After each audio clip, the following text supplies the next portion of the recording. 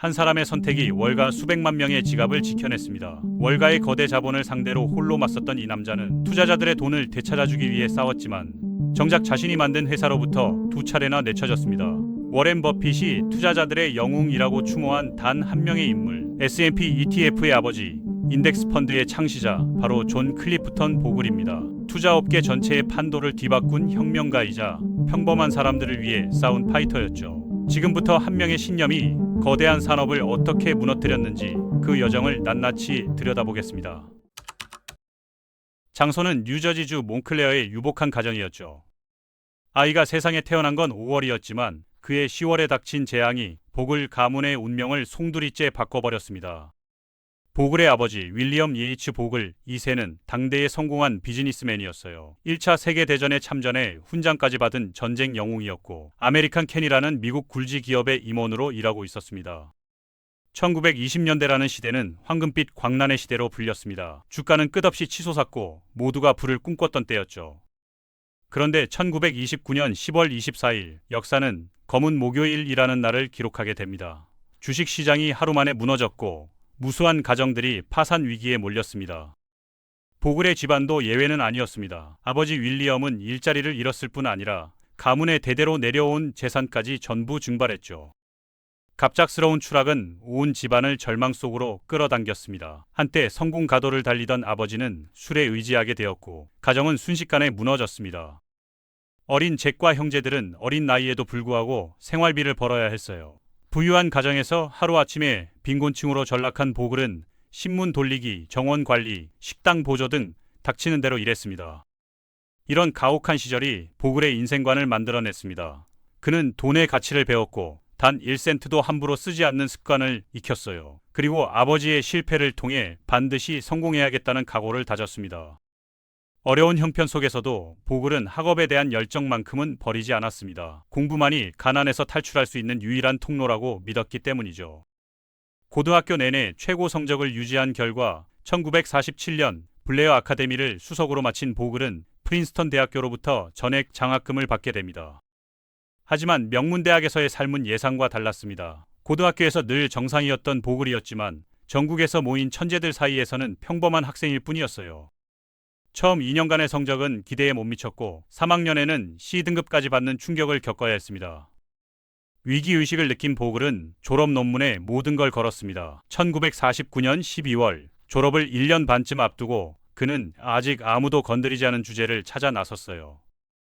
경제학 전공자였던 그에게는 참신하면서도 학문적 의미가 있는 테마가 필요했습니다. 그때 포춘이라는 잡지에서 눈에 띄는 기사를 발견했어요. 뮤추얼 펀드라는 이름의 새로운 투자 조직에 관한 내용이었습니다. 당시 뮤추얼 펀드 시장은 전체 자산이 21억 달러 수준으로 아주 작은 규모였지만 보글은 이 영역이 큰 가능성을 품고 있다고 내다봤어요.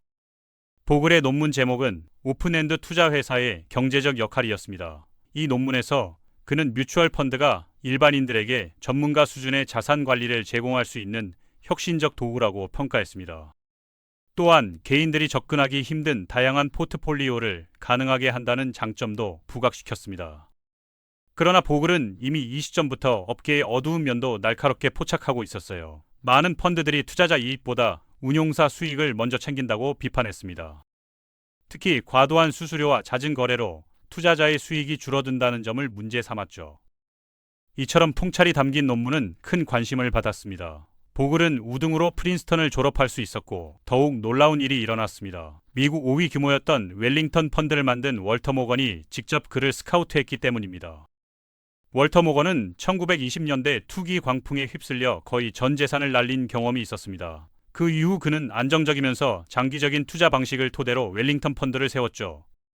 주식과 채권을 6대4 비율로 구성한 균형 잡힌 포트폴리오가 그의 핵심 철학이었어요. 1951년 웰링턴에 들어간 보글은 월터 모건에게서 많은 교훈을 얻었습니다. 특히 균형의 가치와 군중과 다른 길을 갈 용기를 중시하는 모건의 철학은 보글의 투자관 형성에 결정적 영향을 끼쳤습니다.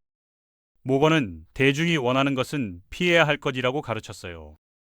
그런데 1950년대 후반부터 시장 분위기가 달라지기 시작했습니다. 오랜 상승장이 이어지면서 투자자들은 안정적 수익보다 더 큰 수익률을 갈망하게 되었어요. 웰링턴의 보수적인 균형 전략은 갑자기 시대에 뒤떨어진 것으로 평가받기 시작했습니다. 위기감을 느낀 보글은 파격적인 제안을 내놓았습니다. 주식에만 집중하는 새로운 펀드를 만들자는 것이었어요. 1958년 선보인 웰링턴 이쿼티 펀드는 즉각적 성공을 거뒀습니다. 첫 해에만 자산이 3,400만 달러에서 4,500만 달러로 급증했고 이후 10년간 계속 성장세를 이어갔죠.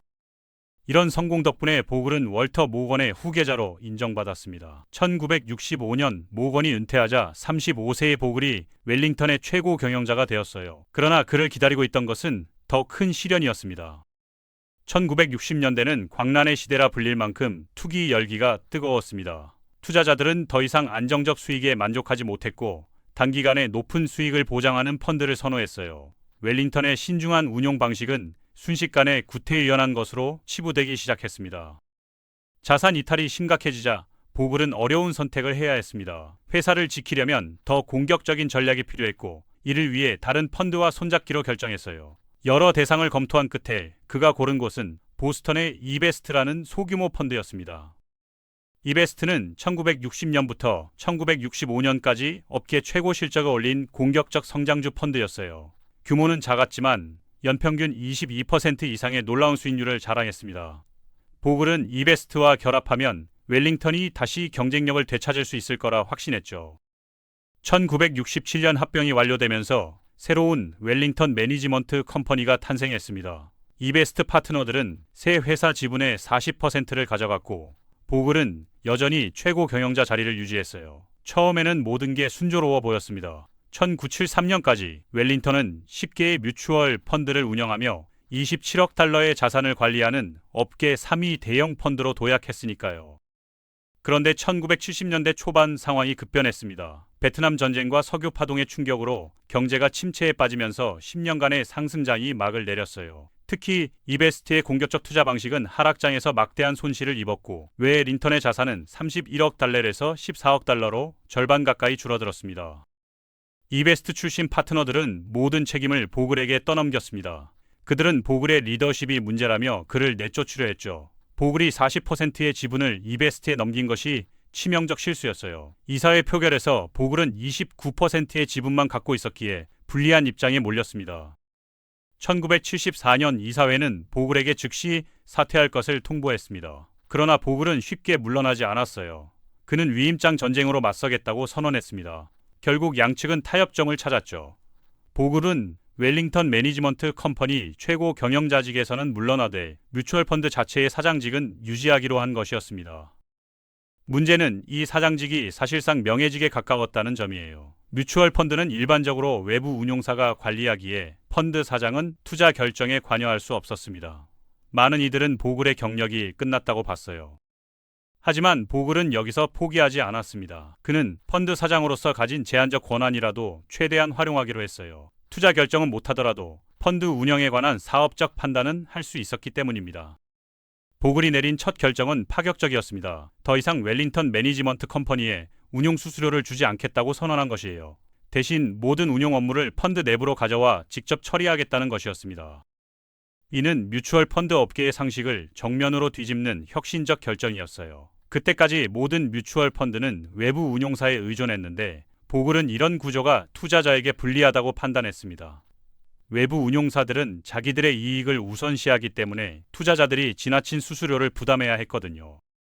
1975년 보글은 자신의 펀드에 새로운 이름을 붙였습니다. 바로 벵가드였죠. 이 이름은 나폴레옹 전쟁에서 넬슨 제독이 타던 기함에서 따온 것이었어요. 보글은 벵가드가 뮤추얼 펀드 업계의 선두에 서서 투자자를 위한 혁신을 이끌어가겠다는 뜻을 담았습니다.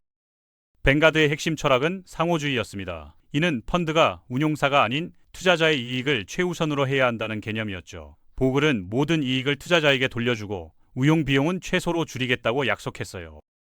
그런데 여전히 한 가지 문제가 남아 있었습니다. 벵가드는 법적으로 자체 투자 운용이 금지되어 있어 여전히 외부 운용사를 고용해야 했어요. 이 문제를 해결하면서 보글은 금융 역사를 바꿀 아이디어를 떠올렸습니다. 1970년대 중반 보글은 수많은 뮤추얼 펀드의 성과를 분석해봤습니다. 놀랍게도 대부분 펀드가 장기적으로 시장 평균 수익률을 밑돌고 있었어요. 높은 운용 수수료와 잦은 거래로 인한 비용이 수익률을 갉아먹고 있었던 것이죠. 이때 보글은 혁명적 발상을 했습니다. 시장을 이기려 노력하는 대신 시장과 같은 수익률을 추구하면 어떨까요? 모든 주식을 시가총액 비중대로 매수해 보유하기만 하면 되니까 운용 비용도 최소화할 수 있고 시장 평균 수익률은 보장받을 수 있을 거였습니다. 이것이 바로 인덱스 펀드의 개념이었어요. 당시로서는 상당히 급진적인 아이디어였습니다. 대부분의 펀드 매니저는 자신들이 시장을 이길 수 있다고 믿고 있었는데 보글은 그런 노력 자체가 무의미하다고 주장한 것이었거든요. 1976년 8월 31일 보글은 세계 최초의 개인 투자자용 인덱스 펀드를 출시했습니다. 퍼스트 인덱스 인베스트먼트 트러스트라는 이름의 이 펀드는 S&P 500 지수를 따라가도록 설계되었어요. 보글은 이 펀드가 투자자에게 시장 평균 수익률을 저렴한 비용으로 제공할 거라 확신했습니다. 그런데 시장의 반응은 차가웠어요. 언론들은 이를 보글의 어리석은 짓이라고 조롱했고 업계 전문가들은 평범한 수익률에 만족할 펀드에 누가 투자하겠냐며 회의적 반응을 보였습니다. 실제로 첫 해 자금 모집 목표였던 1억 6천만 달의 절반도 채우지 못했죠. 하지만 보글은 포기하지 않았습니다. 그는 시간이 흐르면 인덱스 펀드의 진가가 증명될 거라 믿었어요. 실제로 1980년대 들어서면서 상황이 바뀌기 시작했습니다. 많은 액티브 펀드가 시장 평균을 밑도는 성과를 보이면서 인덱스 펀드의 가치가 재평가받기 시작했죠. 1982년까지 뱅가드의 인덱스 펀드는 1억 달러의 자산을 달성했습니다. 1988년에는 10억 달러를 넘어섰고 1990년대 들어서는 폭발적 성장을 기록했어요. 보글의 예측이 맞아떨어진 것이었습니다. 인덱스 펀드의 성공과 함께 뱅가드도 빠르게 커졌어요. 1990년대 초반 뱅가드는 업계 2위의 뮤추얼 펀드 회사로 올라섰습니다. 1위는 여전히 피델리티가 차지하고 있었지만 그 간격은 점점 좁혀지고 있었죠. 피델리티는 1930년 에드워드 존슨이 세운 회사로 1980년대까지 업계를 압도적으로 지배하고 있었습니다. 특히 피터 린치가 운용한 마젤란 펀드는 1974년부터 1990년까지 연평균 30%의 경이로운 수익률을 기록하며 전설적 명성을 얻었어요. 그런데 1990년대 들어 피터 린치가 은퇴하면서 피델리티의 성과가 떨어지기 시작했습니다. 반간대 뱅가드의 저비용 인덱스 펀드는 꾸준한 성과를 보이며 시장 점유율을 넓혀갔어요. 특히 1994년 멕시코 금융위기 때 피델리티의 해외 채권 펀드들이 큰 손실을 입으면서 뱅가드의 안정성이 더욱 부각되었습니다. 1995년 보글은 건강상 이유로 최고 경영자직에서 물러나기로 결정했어요. 그는 오랫동안 심장 부정맥을 앓고 있었고 의사들은 스트레스를 줄일 것을 권했습니다. 보글은 자신의 오른팔이었던 잭 브레넌을 후계자로 지명했죠. 브레넌은 보글과는 다른 배경을 가진 인물이었습니다. 보스턴의 은행가 집안 출신인 그는 보다 공격적 성장 전략을 추진하고 싶어 했어요. 특히 마케팅과 영업에 더 많은 투자를 해서 뱅가드의 규모를 키우는 게 그의 목표였습니다. 문제는 이것이 보글의 철학과는 충돌하는 것이었어요. 보글은 과도한 마케팅이 투자자에게 불필요한 비용 부담을 준다고 생각했기 때문입니다. 결국 1999년 이사회는 보글에게 회장직에서도 물러날 것을 요구했습니다. 70세 정년 규정을 이유로 내세웠지만 실제로는 브레넌과의 경영 철학 차이 때문이었죠. 보글은 자신이 세운 회사에서 쫓겨나는 아픔을 겪어야 했습니다. 그러나 그가 만든 뱅가드는 이미 거대한 제국으로 성장해 있었어요. 2000년대 들어 뱅가드는 ETF 시장에도 진출하면서 더욱 빠른 성장을 이뤘습니다. ETF는 거래소에서 주식처럼 거래할 수 있는 펀드로 1990년대 후반부터 인기를 끌기 시작했어요. 보글은 처음에 ETF에 회의적이었습니다. 하루 종일 거래가 가능한 ETF가 투자자의 투기 심리를 부추길 수 있다고 우려했거든요. 그러나 브레넌은 ETF 시장의 잠재력을 높이 평가했습니다. 2001년 뱅가드가 ETF 사업에 본격 진출하면서 회사는 새로운 성장 동력을 얻었어요. 특히 뱅가드의 저비용 ETF는 시장에서 큰 인기를 끌었고 이는 피델리티를 제치고 업계 1위로 올라서는 발판이 되었습니다. 2019년 뱅가드의 총 자산은 5조 달러에 달했습니다. 이는 보글이 1976년 인덱스 펀드를 처음 내놓았을 때와 비교하면 상상할 수 없는 성장이었죠. 그런데 아이러니하게도 보글은 말년에 자신이 만든 회사를 비판하기 시작했어요. 보글은 뱅가드가 너무 커진 것을 우려했습니다. 거대한 규모로 인해 시장에 미치는 영향력이 커졌고 이것이 자본주의 시장 경제에 부정적 영향을 줄 수 있다고 생각했기 때문이죠. 또한 ETF 사업이 단기 투기를 조장한다는 자신의 초기 우려가 현실화되고 있다고 봤어요. 특히 보글은 벵가드가 거대 기업들의 주주로서 갖게 된 막강한 의결권 행사에 대해서도 우려를 표했습니다. 인덱스 펀드의 특성상 벵가드는 모든 상장 기업의 주식을 보유하게 되는데 이로 인해 기업 경영에 미치는 영향력이 너무 커졌다는 것이었죠. 그는 이런 상황이 시장의 경쟁을 저해할 수 있다고 걱정했어요.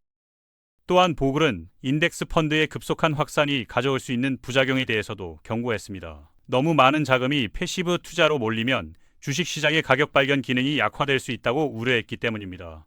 액티브 펀드 매니저가 기업을 분석하고 가치를 평가하는 역할이 줄어들면 결국 시장 전체의 효율성이 떨어질 수 있다는 논리였어요.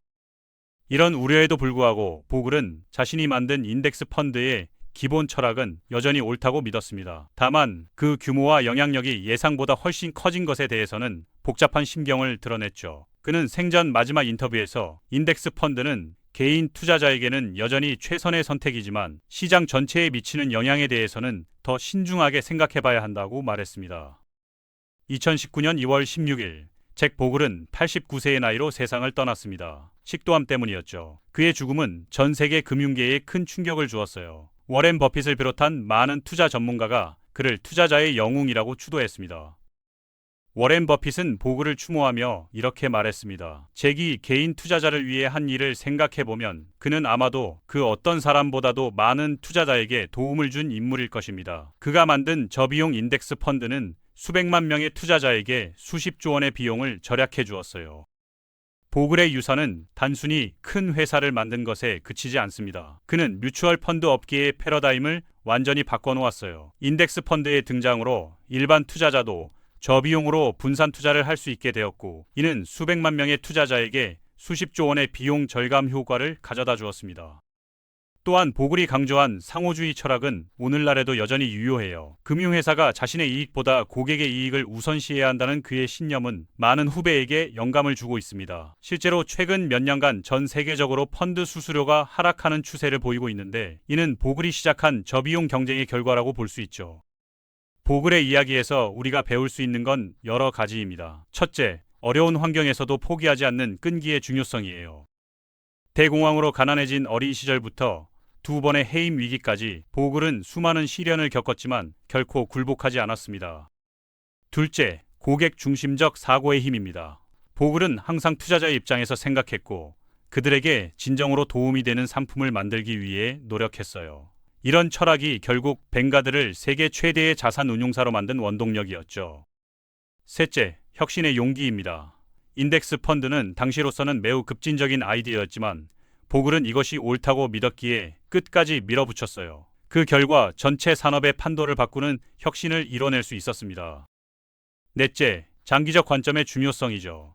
보글은 단기적 성과에 연연하지 않고 항상 장기적 가치 창출에 집중했습니다. 인덱스 펀드도 처음에는 실패작으로 여겨졌지만 시간이 지나면서 그 가치가 입증되었어요.